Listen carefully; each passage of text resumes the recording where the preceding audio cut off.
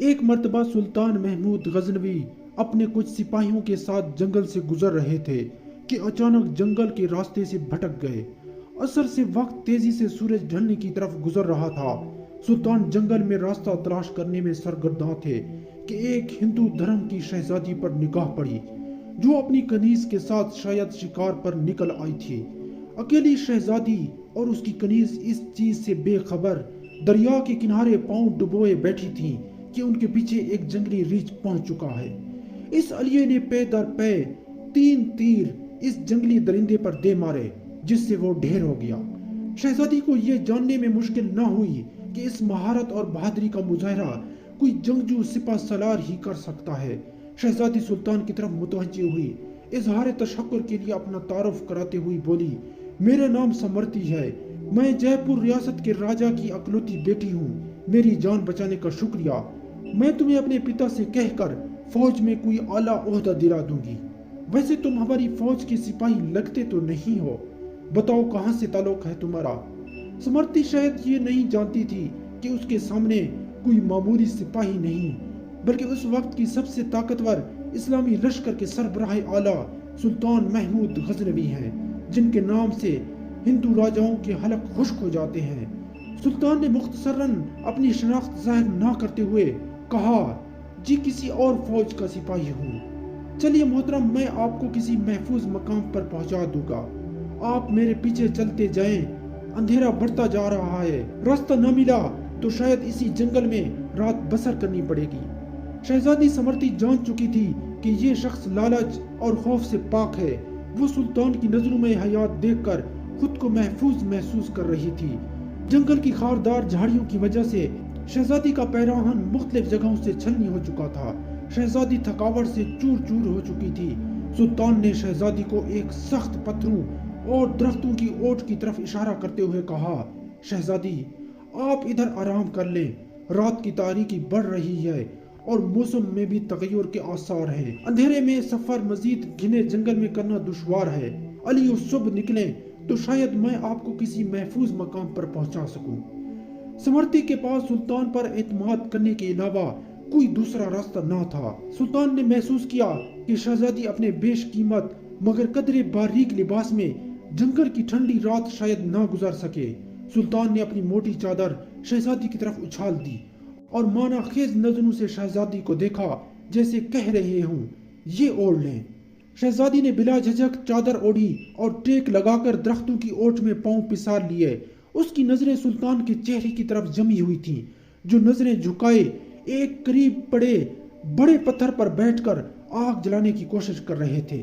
بالآخر آگ جل گئی۔ اس کی روشنی میں سلطان کا نورانی اور بھرا ہوا وجاہت بھرا چہرہ چمک رہا تھا۔ سلطان نے شہزادی سے قطع نظر مٹی سے تیمم کیا اور نماز پڑھنے لگے۔ شہزادی کو جھٹکا لگا، اوہ یہ تو مسلمان لگتے ہیں۔ ایک دفعہ شہزادی کانپ گئی، کہیں غزنی کے لشکر سے تو نہیں، یہ تو لٹیرے ہیں، یہ مجھے زندہ نہیں چھوڑیں گے۔ لیکن اگلے ہی لمحے شہزادی اب تک اس کے ساتھ گزرے وقت کو یاد کرنے لگی، اگر یہ اتنا ہی شفاق اور ظالم ہوتا تو مجھے ریچھ سے نہ بچاتا۔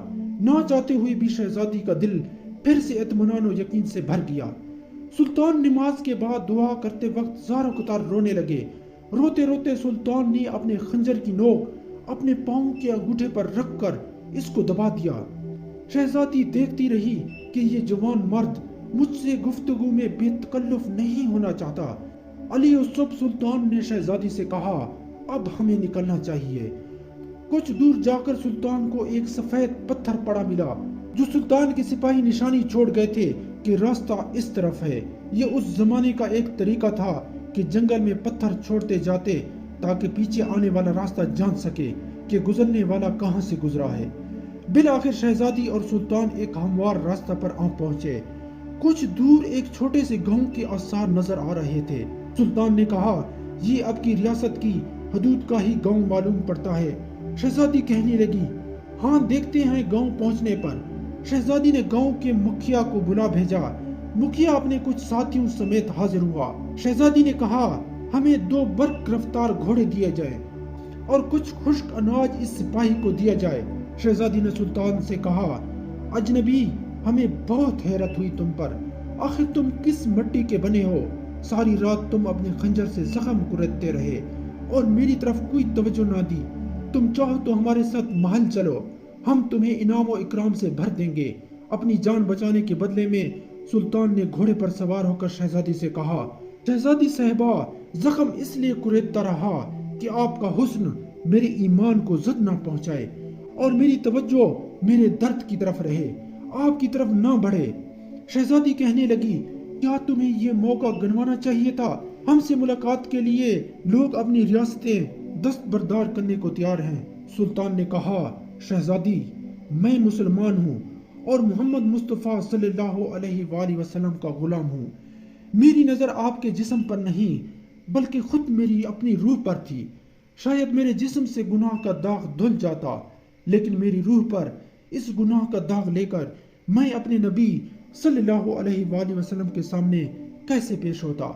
मुझे ये गवारा नहीं था, क्योंकि अल्हम्दुलिल्लाह मैं एक सच्चा मुसलमान हूँ। शहजादी ये जवाब सुनकर उस सिपाही की अपने सच्चे मजहब इस्लाम के साथ लगाव, मोहब्बत और वफादारी देखकर उनके किरदार से मुतासिर हुए बिना ना रह सकी, जैसे उसका दिल उस अजनबी के मजहब और जिंदगी में शामिल होने को बेकरार हो।